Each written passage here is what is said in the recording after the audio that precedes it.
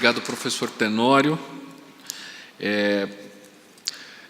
Teremos 5 apresentações nesse painel. As apresentações são breves, porque o mais importante é a parte dos debates. Então, para iniciar, vamos começar com o economista do BNDES, Pedro Paulo Dias Mesquita. Bom dia a todos. O tempo é curto, então vamos lá. A gente recebeu uma provocação, né, para esse painel sobre os obstáculos, né? Muitos obstáculos que precisam ser superados ainda para que as empresas, de fato, possam produzir inovação. E aí foi nesse sentido que eu preparei aqui a nossa palestra de hoje. Tá? Então, falando um pouco sobre esses desafios, esses caminhos, é notório que todo mundo reconhece a importância da inovação para desenvolvimento e produtividade. Então, um estudo recente elaborado pelo Departamento de Pesquisa do BNDES demonstrou essa forte correlação entre produtividade e desenvolvimento humano.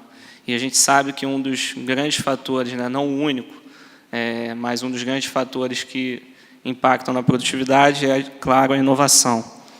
Então, eu trago aqui uma frase de um dos economistas mais famosos do século XX, né, que mais tratou desse tema da inovação, do papel da inovação no desenvolvimento econômico, como que ele coloca que um impulso fundamental desse método de transformação econômica, que é o capitalismo, procede justamente da inovação, dos novos produtos, dos novos processos e novas formas de organização da empresa. Então, isso a gente vê que as empresas já internalizaram esse conhecimento, já estão buscando cada vez mais seguir essa trajetória. Sobre produtividade do trabalho, esse mesmo estudo apresentou uma comparação entre o Brasil e demais países, demais pares aqui, e assusta um dado que a maioria também já conhece, esses 30 anos de estagnação que colocam a questão da produtividade como algo extremamente urgente para ser atacado no Brasil. Claro, a produtividade não é só fruto da inovação, ela é muito fruto também dos investimentos de infraestrutura, que por acaso sofrem, né, não por acaso, na verdade, sofrem de alguns dos mesmos problemas que a inovação, principalmente quanto a uma política de longo prazo que dê continuidade para o montante de investimentos que é necessário para se avançar nessas áreas. Tá? Então, a gente percebe o quanto a China já está no nosso calcanhar, e como países como Chile e Turquia dobraram o seu patamar de produtividade, enquanto o Brasil permaneceu estagnado. Aqui eu trago mais uma informação acerca do percentual do investimento em P&D, em ciência, inovação, ciência e tecnologia, sobre o total do investimento. Tá? Esse é um dado da OCDE e mostra como esse conjunto de países aqui que tem a maior taxa, né, entre investimento em ciência e tecnologia e em comparação ao investimento total, são, de fato, países posicionados entre os primeiros dos rankings de desenvolvimento humano. Enquanto isso, o nosso dispêndio nacional em P&D sofre do que a maioria aqui já conhece, né? A gente tem uma dificuldade em superar um percentual de dispêndio em relação ao PIB de pouco mais de 1%. Tá? Isso aumentou um pouco nos últimos anos e enfrenta uma série de barreiras aqui para que isso possa evoluir de forma satisfatória. Tá? Então, eu vou explorar um pouco mais à frente quais são essas barreiras. E aqui, pelo gráfico, a gente pode verificar um dispêndio, a abertura entre dispêndio público e dispêndio empresarial, isso é um dado divulgado pelo MCTIC, como essa participação do investimento público em relação ao privado ainda é muito baixa comparado a países em estágios de desenvolvimento mais avançados que o Brasil. E algumas são as razões aqui para esses movimentos, a gente pode tentar inferir algumas questões, e eu destacaria muito fortemente a intermitência, né, e a imprevisibilidade dos programas e dos recursos destinados à inovação. Parece que quando surge o farol no ano, aquele farol já está um pouco mais apagado no ano seguinte e, de repente, se extingue já no próximo. E aí você vem com um novo farol. E aí um pouco do que cabe destacar aqui é até o papel da Lei do Bem, que vem diferente disso, né? A Lei do Bem, de 2005, ela coincide aqui com o período de crescimento, né? Do início de uma trajetória de crescimento do dispêndio de P&D, e tem uma característica mais contínua, né?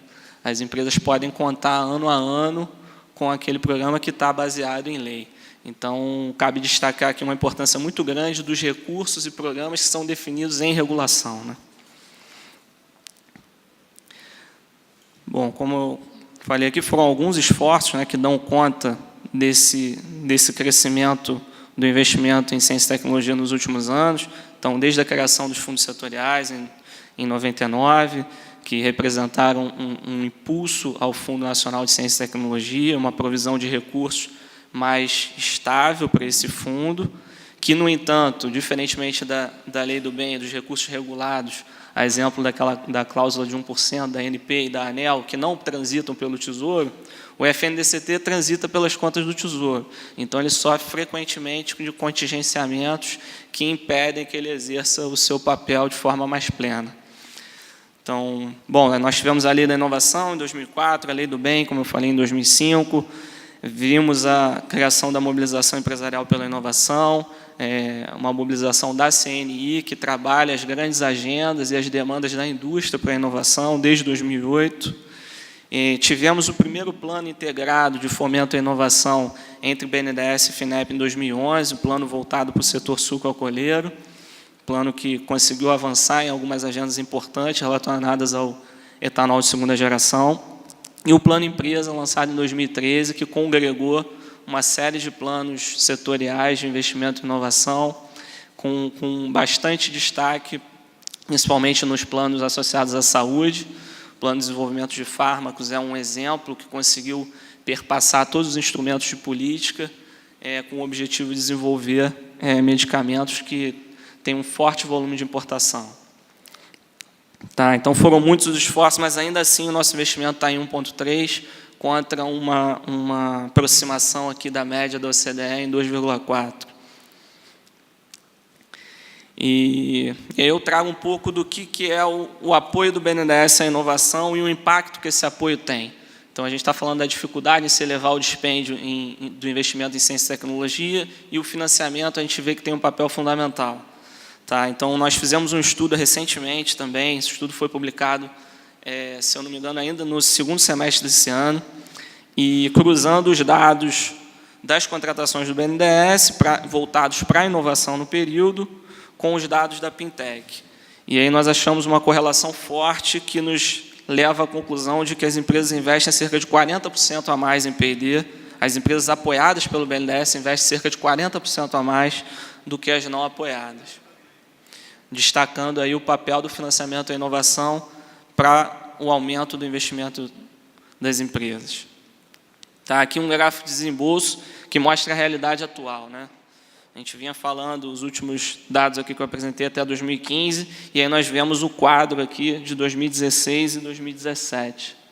Tá, então, uma redução drástica aqui do desembolso. Claro que isso é muito afetado pela crise, pela redução drástica dos investimentos.